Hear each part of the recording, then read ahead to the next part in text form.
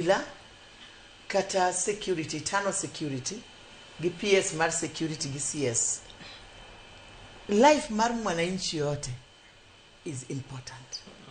And life mar mwananchi yote should be protected. Nuaneno Olkalau, nuaneno more than 1,000 policemen who are only monitoring an election. The NIS, National Intelligence Services, had all the informations. Kata words manyucha MPs MPs Homa Bay, the leadership Homa Bay newe kunde goduto. I expected those people to have been collected and put in. I expected the police, Kata KDF, should have been on the road in Homa Bay if the life of a Kenyan matters. So the buck stops with the PS, internal security, the CS, internal security, and the police commandant. It all stops there with the IG. Koro gimanyo timore, ineno kata police manyo negno. It's very sad. Ni police inego. Somebody who is offering your security, iriembe, igoe nyaka gimwana inchi, idwa mae nyaka bunduki mare. What are we showing? Jomoko kaka jo linda mwananchi nyewacha, it was free on TV. Police koro chung because police begin manadano. They were overwhelmed. So the PS security, the CS security, the IG, they had all information. No nego mondo gitimango. Gingi gimatimore mobi magi Kate enough security for that place. Kwa nyalo tunza other areas. Why not Homa Bay? Again, people are asking, angomo myo kata joma nyocho timo gigo poko kaune action.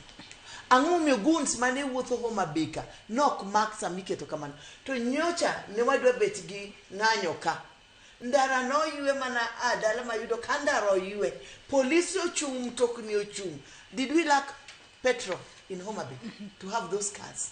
Did we lack police who deal with such thugs? KDF chingno nenti endara manitimo sabasaba kila gimoro no chung Narobika. Homa Bay is a county that we love as Luo Nyanza. It should be protected. To Jomano plot keosgi. But I expect that before the week, Adwaron Kaluma oketeye. Adwaron leadership mani woyo marachka oketeye. Because justice should not be compromised. Truth okonego be compromised. To jogwa nyaka wange ngat monego Homa Bay no en manager dumonig. Businesses moketh Homa Bay en manager dumo keth in business. Jomadhi siasa gi gin mana nyithindo. Babu is our son. And Karoli is our son. Jogiduto gin nyithindwa. At the end of the day, kagi gyorumo wan mana jo otachie. Koro kikwa ketre nikech siasa. Somebody has talked about Oburu and everything. Oburu is a leader and he should be respected in his own place. Orengo is a leader. Let's not be selective. Ni jogi onego be respected, to jogi okonego be respected. Everybody deserves respect.